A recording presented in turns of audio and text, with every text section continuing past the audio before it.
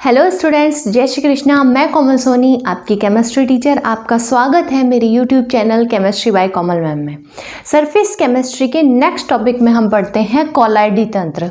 कोलाइडी तंत्र मैंने आपको बताया प्रीवियस क्लास में कि कोलाइडी विलयन का मतलब क्या होता है। उसमें दो भाग होते हैं, एक होता है परिक्षिप्त प्रावस्था और एक होता है परिक्षेपण माध्यम।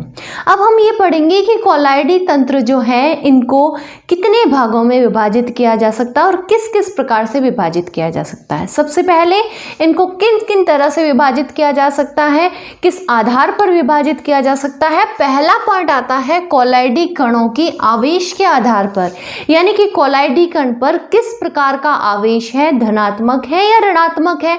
कोलाइडी कण मतलब परिक्षिप्त प्रावस्था, उन पर किस प्रकार का आवेश है वो इसको विभाजित करेंगे।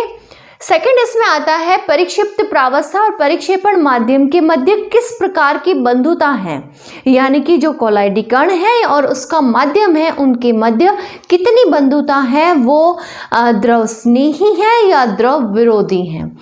फिर आता है कोलाइडी कणों की संरचना के आधार पर, कोलाइडी कणों की किस प्रकार की संरचना है उसके आधार पर, और परिक्षेपण माध्यम की प्रकृति के आधार पर, उनकी कैसी प्रकृति है उसके आधार पर।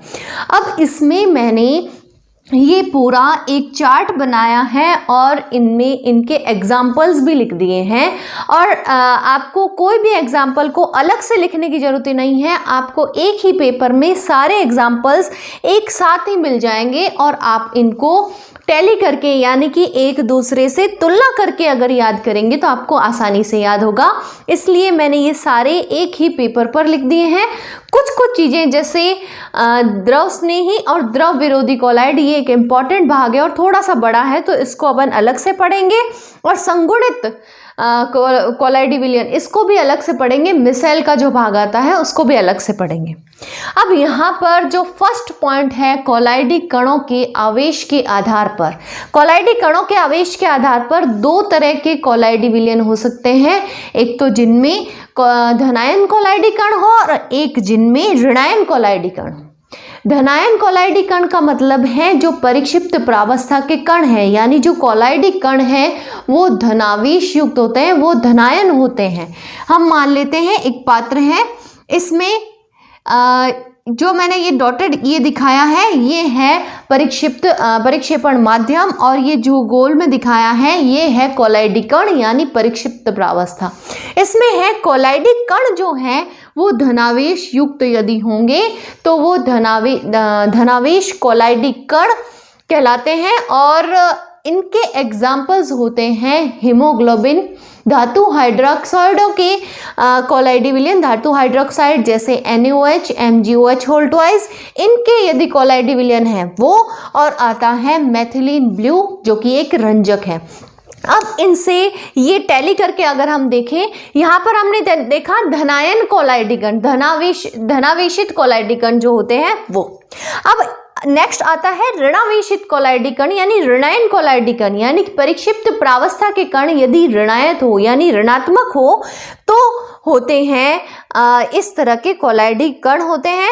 यानी कि ये जो विलयन है इसमें परिक्षिप्त माध्यम, परिक्षिप्त प्रावस्था जो है वो ऋणावेश में है, यानी कि कोलाइडी कण जो है वो ऋणावेश में है तो वो कहलाता है ऋणायन कोलाइडी कण युक्त विलयन। अब इसमें जिनमें परिक्षिप्त प्रावस्था के कणों पर ऋणावेश होता है उसके एग्जाम्पल हो जाएंगे स्टार्च, चारकोल, मिट्टी, धातु के सल्फाइड और धातु हमें पता है वो धनात्मक होती है, धनायन होती है। तो धातुएं और धातुओं के जो सल्फाइड होते हैं वो एग्जाम्पल होते हैं ऋणायन कोलाइडी कणों के। अब हमने यहाँ पर देखा मेथिलीन ब्लू जो है वो धनायन कोलाइडी कण है, जबकि कॉन्गो रेड जो है वो ऋणायन कोलाइडी कण है। हम इसको तुलना करके पढ़ेंगे।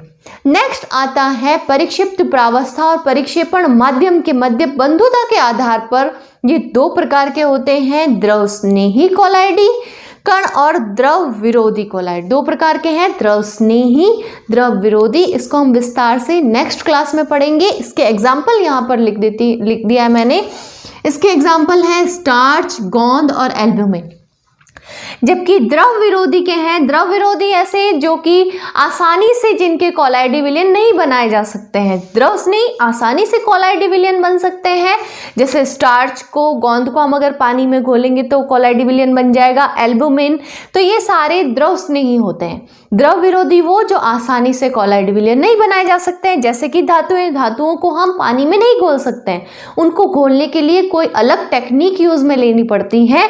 तो ये होते हैं द्रव विरोधी कॉलाइड। इनके एग्जाम्पल में आएगा धातु, धातु के ऑक्साइड, धातु के सल्फाइड का जल में कॉलाइडी विलयन। ये एग्जाम्पल्स हैं द्रव विरोधी कॉलाइड के। कॉलाइडी कणों की संरचना के आधार पर भी कॉलाइडी विलयन अनेक प्रकार के हो सकते हैं। कॉलाइडी कण बहुआण्विक हो सकते हैं, दीर्घ आणविक हो सकते हैं या संगुणित हो सकते हैं।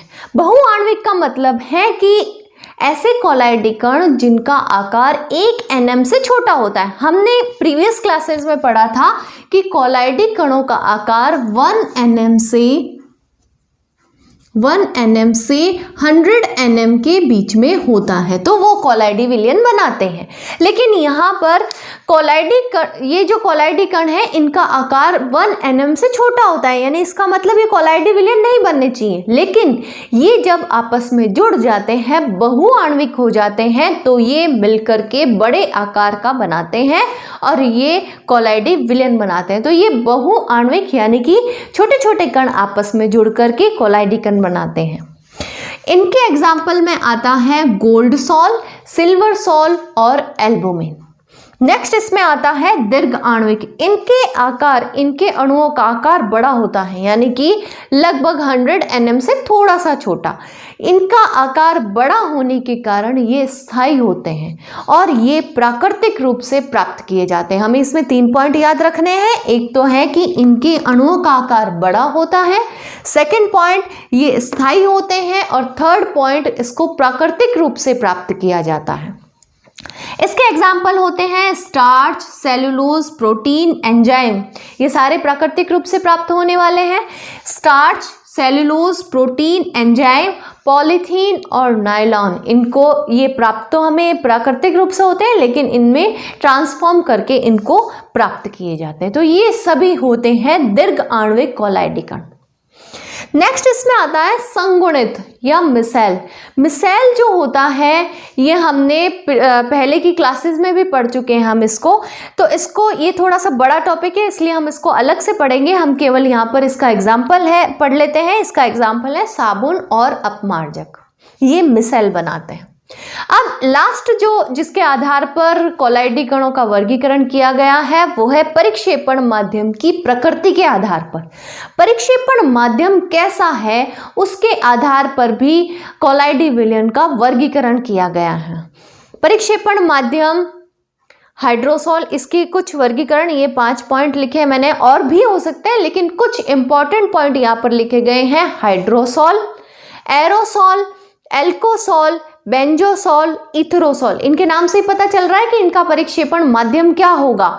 हाइड्रोसॉल के लिए परिक्षेपण माध्यम है जल, एरोसॉल के लिए परिक्षेपण माध्यम है वायु, एल्कोसॉल के लिए अल्कोहल, बेंजोसॉल के लिए बेंजीन और इथेरोसॉल के लिए होता है ईथर। अब हम एक बार फिर से रिवाइज कर लेते हैं कि कौन कौन से एग्जाम्पल के तौर पर इनको पूछा जाता है। हमें पूछ लिया गया, क्वेश्चन एक दिया गया है, क्वेश्चन है कि मैथिलीन ब्लू और कॉन्गो रेड किस प्रकार के कॉलाइडी कण है या किस प्रकार के कॉलाइडी विलयन है। इन दोनों को मैंने यहाँ पर लिखा है।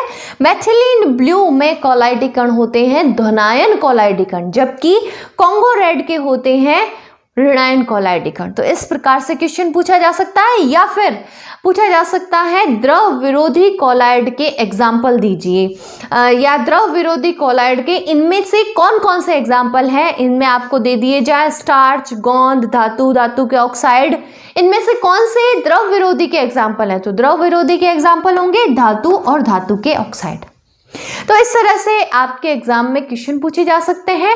तो ये पूरी सारणी मैंने एक ही पेपर पर लिख दी, आप इनके एग्जाम्पल, ताकि आसानी से इनको याद रख सकें। अगर आपने पहले के वीडियोस नहीं देखे हैं अभी तक तो मेरे पहले के वीडियोस देखिए। मेरे प्लेलिस्ट में मैंने सभी वीडियोस लाइन से डाले हुए हैं, तो आप उनको आसानी से देख सकते हैं। अगर आपको मेरे पढ़ाने का तरीका अच्छा लगता है तो मेरी वीडियोस को अपने दोस्तों के साथ शेयर कीजिए, मेरे चैनल को सब्सक्राइब कीजिए और बेल आइकन दबाना मत भूलिए, ताकि आपको मेरे आने वाले नए वीडियोस के नोटिफिकेशन मिलते रहें। तब तक के लिए धन्यवाद।